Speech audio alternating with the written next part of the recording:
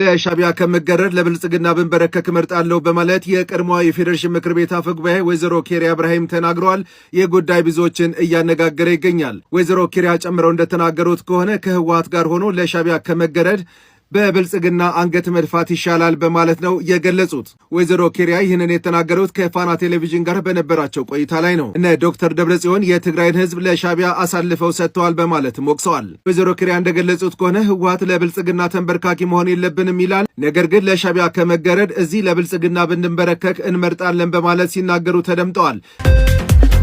ጠቅላይ ሚኒስትር አብይ አህመድ በዛሬው ዕለት አማራ ክልል ደብረ ማርቆስ ከተማ በመገኘት አየር ማረፊያውን መርቀው ስራ አስጀምረዋል። ዛሬ በጠቅላይ ሚኒስትሩ የተመረቀው የንጉሥ ተክለ ሃይማኖት አየር ማረፊያ ቦይንግ 787ን ጨምሮ ሌሎች ትልልቅ አውሮፕላኖችን ማስተናገድ እንደሚችል ተገልጿል። ጠቅላይ ሚኒስትሩ ከአየር ማረፊያው በተጨማሪ ሌሎች የልማት ስራዎችን መጎብኘታቸው ነው የተዘገበው። ወጣቱ ለምርቃቱ በተገዛ በሬ ተወግቶ ህይወቱ ማለፉ ተሰምቷል። የቀብር ስነ ስርዓቱ በዛሬው ዕለት ተፈጽሟል። ይህኛው የህይወት አጋጣሚ ብዙዎችን አሳዝኗል። ዘንድሮ ከጎንደር ዩኒቨርሲቲ በኤሌክትሪካል ኢንጂነሪንግ የተመረቀው ወጣት ፍስሐ አስማማው በትናንትናው ዕለት ነበር ለምርቃቱ በተገዛ በሬ ተወግቶ ህይወቱ ማለፉ የተነገረው። ወጣት ፍስሐ ለዓመታት ሲከታተለው የነበረውን የኢንጂነሪንግ ትምህርት በስኬት ማጠናቀቁን ተከትሎ ደስታውን ከቤተሰቦቹ ጋር ለማብሰር ነበር በሬው የተገዛው። ይህ በሬ ብዙ ተስፋ የተጣለበትን ወጣት ህይወት ባጭር ቀጨው። ደስታውም ወደ ሐዘን ተቀየረ። ብዙዎችም በዚህ አዝነዋል። የወጣት ፍስሐ ስርዓተ ቀብር በዛሬው ዕለት በጋይንት ጎብ መፈጸሙን ነው ከስፍራው የተገኘው መረጃ የሚያመለክተው። ለቤተሰቦቹ መጽናናትን እመኛለሁ።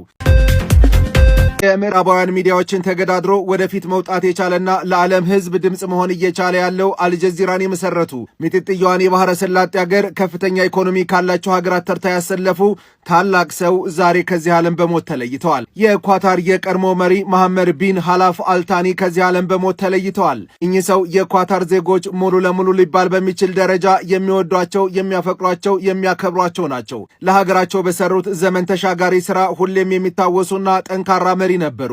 በ74 ዓመታቸው ከዚህ ዓለም በሞት ተለይተዋል። የኢትዮጵያ ጠቅላይ ሚኒስትር አብይ አህመድን ጨምሮ የተለያዩ የአፍሪካ መሪዎች ለኳታር መጽናናትን ተመኝተዋል።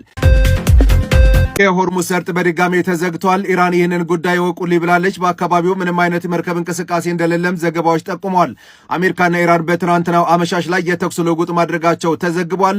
አሜሪካ በኢራን የተመረጡ ቦታዎች ላይ ጥቃት ስትፈጽም፣ ኢራን በበኩሏ በኳታርና ባህሬን አካባቢ በሚገኘው የአሜሪካ የባህር ኃይል ላይ ጥቃት ማድረሷን አሳውቃለች። ሁለቱ ሀገራት ለሰላም ቀረቡ ሲባል ወደ ለየለት ግጭት እየገቡ መሆኑን ዘገባዎቹ እያመለከቱ ይገኛሉ። ቀጣይ የሚወጡት መረጃዎች በዚሁ ቻናል ላይ ይቀርባሉ።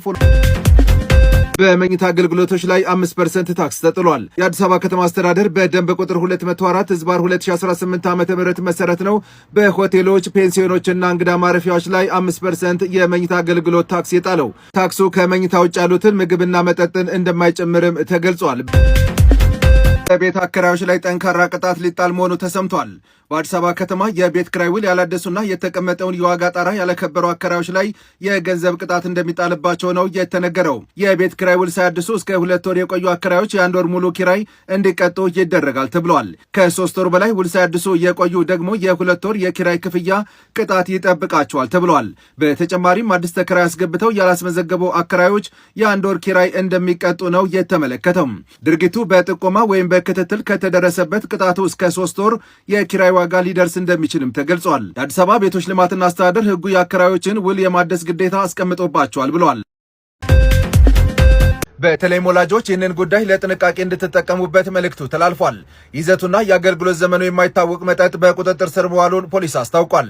በኮምቦልቻ ከተማ ቢሻገር ክፍለ ከተማ የቅመማ ውህደቱና የአገልግሎት ማብቂያው የማይታወቅ ዱባይ የተባለ መጠጥ በቁጥጥር ስር መዋሉን እወቁልኝ ብሏል። የክፍለ ከተማው ፖሊስ ጣቢያ አዛዥ ኢንስፔክተር ሁሴን መብራቱ እንደገለጹት መጠጡ በሰሜን ወሎ ዞን መርሳ ከተማ ገንቦ በር አካባቢ የሚመረት ሲሆን በኮምቦልቻ ከተማ የተከማቸ በነጠላ 4870 በደርዘን ደግሞ 406 በቁጥጥር ስር የዋለ ሲሆን ተጠርጣሪዎችም አብረው ተይዘዋል ብለዋል። ምርቱ በሌሎች አካባቢዎችም ዋጋውን ቀንሶ በስፋት መሰራጨቱን ነው የገለጹት። ህብረተሰቡ የአገልግሎት ዘመናቸውና ይዘታቸውን በትክክል የማይገልጹ ምርቶችን በመለየት ለፖሊስ እንዲጠቁም እንደዚሁም የህፃናትን ጤንነት ከአደጋ እንዲጠብቅ ፖሊስ ጥሪ አስተላልፏል። መረጃው የኮምቦልቻ ከተማ ፖሊስ መምሪያ ነው።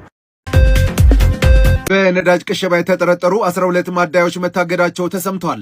የነዳጅና ኤነርጂ ባለስልጣን ከግንቦት 29 ቀን 2018 ዓ.ም ጀምሮ ባደረገው ድንገተኛ ፍተሻ ነው በመቅጃ ማሽኖቻቸው ወይንም ዲስፔንሰሮቻቸው ላይ ትክክለኛ ያልሆነ ልኬትና የነዳጅ ቅሸባ የፈጸሙ 12 ነዳጅ ማደያዎች ከሰኔ 23 2018 ዓ.ም ጀምሮ ማገዱን ነው የገለጸው። አቅርቦት እንዳያገኙ ነው እገዳ የተጣለባቸው። የነዳጅ ማደያዎቹ እንደ ጥፋታቸው መጠን ከ1 እስከ 2 ወር እገዳ የተጣለባቸው ሲሆን ተመሳሳይ ጥፋት በፈጸሙ ሌሎች ማደያዎች ላይም በቀጣይ እርምጃ እንደሚወሰድ ነው ባለስልጣኑ ያስታወቀው። የነዳጅ ማደያዎቹ ተጠቃሚዎች ተመሳሳይ ጥፋቶችን ሲያዩ ጥቆማ እንዲሰጡትም ባለስልጣኑ ጠይቋል። በቻናሉ ላይ ቀጣይ የሚቀርቡትን መረጃዎች ለማግኘት ፎሎ ማድረጋችሁ እንዳትረሱ። አመሰግናለሁ።